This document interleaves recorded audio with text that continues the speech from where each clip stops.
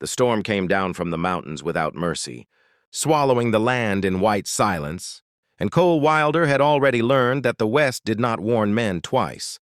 It simply took what it wanted. His cabin stood alone at the edge of the frozen valley, rough-hewn logs dark against the endless snow, smoke barely rising from the crooked chimney as the wind tried to tear it apart. Cole had lived alone for years now, long enough to forget the sound of another human voice, long enough for the world to narrow into simple things: chopping wood, tending his horse, surviving winter. That night the cold was sharper than usual, biting through wool and bone alike, and Cole had just finished securing the barn door when something unnatural caught his eye. A dark shape half buried near the fence line, unmoving, already dusted over by fresh snow.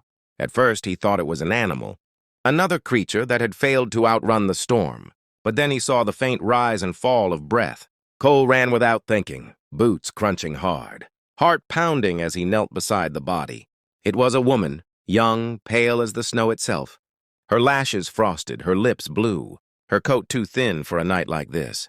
She was barely conscious, murmuring words he could not hear, her fingers stiff and trembling when he tried to lift her. "Easy," he muttered, his voice rough from disuse, as he scooped her into his arms. She weighed less than she should have, as if the cold had already begun to steal her away, and fear tightened in his chest. Not fear of her, but fear of being too late. He carried her inside, kicking the door shut behind him, the warmth of the cabin a sharp contrast to the killing cold outside. He laid her on the bed near the fire, stripped away her frozen coat and gloves, and wrapped her in every blanket he owned. Her skin was icy to the touch, shockingly so, and Cole swore under his breath as he stoked the fire higher, knowing heat alone might not be enough. He had seen this before.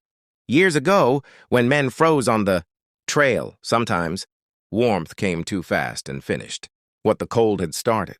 He moved carefully, methodically, speaking to her even though he did not know if she could hear. "You're safe now," he said, not fully believing it himself. Her eyes fluttered open just once, dark and unfocused, and she looked at him as if trying to place his face in a world she was slipping away from. "Don't leave me," she whispered, the words barely sound. Cole froze at that, something old and painful stirring in his chest, something he had buried along with the past. "I'm here," he said quietly. "I ain't going anywhere." As the hours crawled by, her shivering worsened instead of easing, and panic crept in despite his experience. He remembered what an old trapper once told him, that sometimes, when the cold ran too deep, body heat was the only thing that could pull a soul back. Cole hesitated, standing there like a man at the edge of a line he hadn't crossed in years. He was alone with a woman who trusted him without knowing him, whose life depended on a decision that could not be undone. Finally, he made the choice survival demanded. He removed his coat, his heavy shirt, and slid beneath the blankets beside her, careful, respectful, keeping space between them as best he could, while pulling her close enough for warmth to pass. She gasped softly when his skin touched hers, her frozen body reacting to the heat, and instinctively she leaned into him, her forehead pressing against his chest. Cole swallowed hard, forcing himself to focus on one thing only, keeping her alive. "My body can warm you up," he murmured, more to steady himself than her. "Just stay with me." Outside, the storm howled like it meant to tear the world apart, but inside the cabin something fragile began to shift.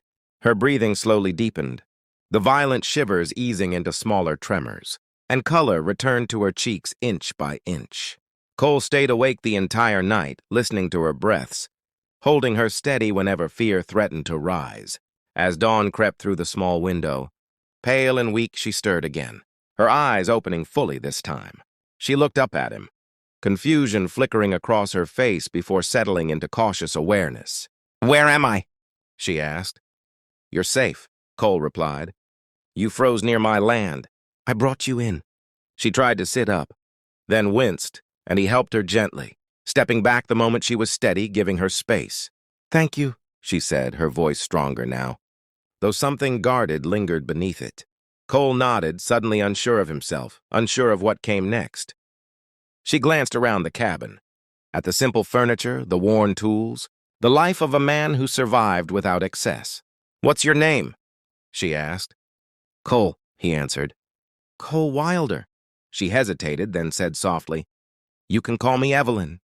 The name felt too refined for the place, too polished for a woman found dying in the snow, and Cole noticed the way she studied him, not with fear, but with curiosity, as if measuring him against something unseen.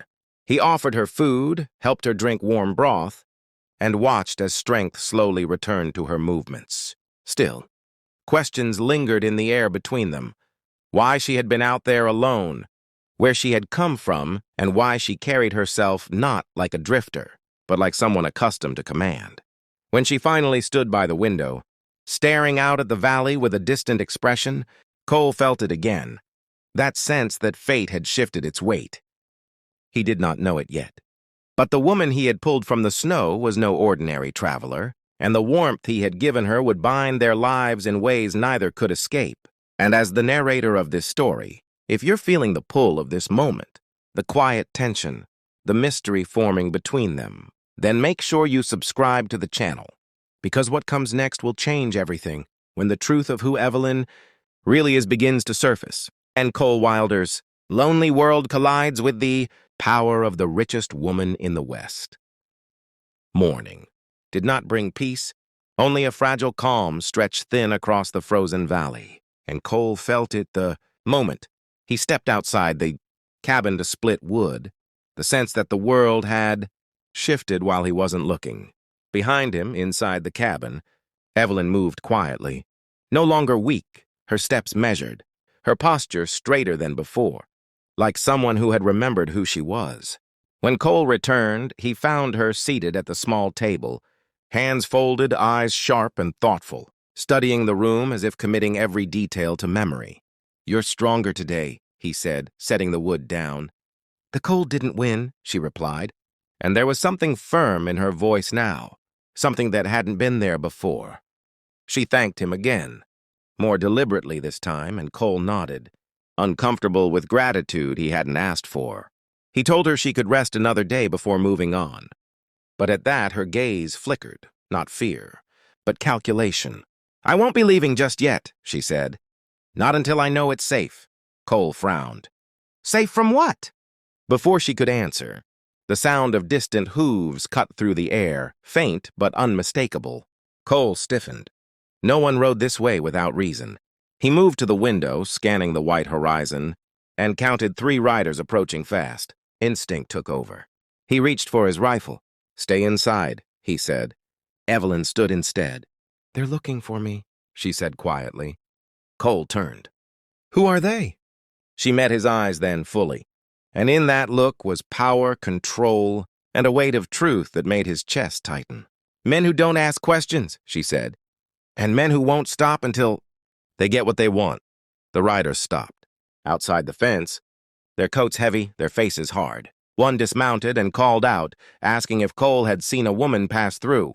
Cole stepped onto the porch, rifle visible but lowered. "Just me out here," he said. Lies came easier when survival demanded them. The man smiled without warmth and glanced past Cole toward the cabin. "Mind if we look?" Cole's grip tightened. "I do." The standoff hung thick in the air until Evelyn stepped forward into view. "Calm as still water."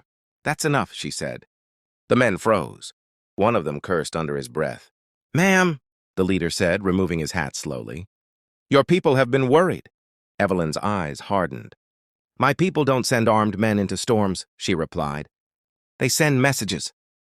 Cole looked between them, realization crashing into place piece by piece. This was no drifter, no lost traveler. This was a woman men feared. The riders retreated after a tense exchange, promising others would come. Their loyalty clearly bought, not earned. When they were gone, silence rushed back in. Cole finally spoke. "Who are you?" Evelyn exhaled as if setting down a burden. "Evelyn Blackwood," she said. "Owner of the Blackwood rail lines, half the silver mines west of the Rockies, and more land than most men can ride in a lifetime." The words hit like a blow. The richest woman in the West had nearly died in his snow. Cole laughed once, sharp and disbelieving. "You picked the wrong place to freeze." "Or the right one," she said softly. She told him of betrayal, of men who wanted her power without her voice, of escape on horseback that ended in the storm. "You didn't know who I was," she said. "That's why I'm alive." Cole looked at his cabin, his land, his quiet life. "I don't belong in your world." Evelyn stepped closer. "You belong in the world you choose," she said. More riders would come, she warned, some loyal, some dangerous. She offered him money, protection, a place by her side. Cole shook his head. "I didn't save you for a reward," she nodded, respect flickering across her face. "Then let me offer you something else," she said. "The truth." She admitted she was tired, of power without warmth, of rooms full of people and no one who saw her as human. "Last night," she said quietly, "you saved my life without asking who I was. No one has ever done that for me." Snow began to fall again, light this time. Cole felt the weight of choice press down on him. He could send her away and return to silence, or step into a world that would never be simple again. When more riders arrived at dusk, this time bearing her crest and orders, Evelyn prepared to leave. She paused at the door. "Come with me," she said. "Not as my property, not as my guard, as the man who reminded me what warmth means." Cole looked at the fire, the cabin, the life he had survived but never lived. Then he took his coat and stepped forward. "One condition," he said. She smiled. "Name it. No lies between us." Her smile softened. "Agreed." As they rode out together, the valley shrinking behind them, the West itself seemed to hold its breath, because a lonely cowboy and the richest woman in the land had just chosen each other, and if you've stayed with this story to the end, felt the danger, the romance, the quiet strength of two broken lives colliding, then subscribe to the channel now, because stories like this, where love rises from the cold and destiny changes course, are only just beginning,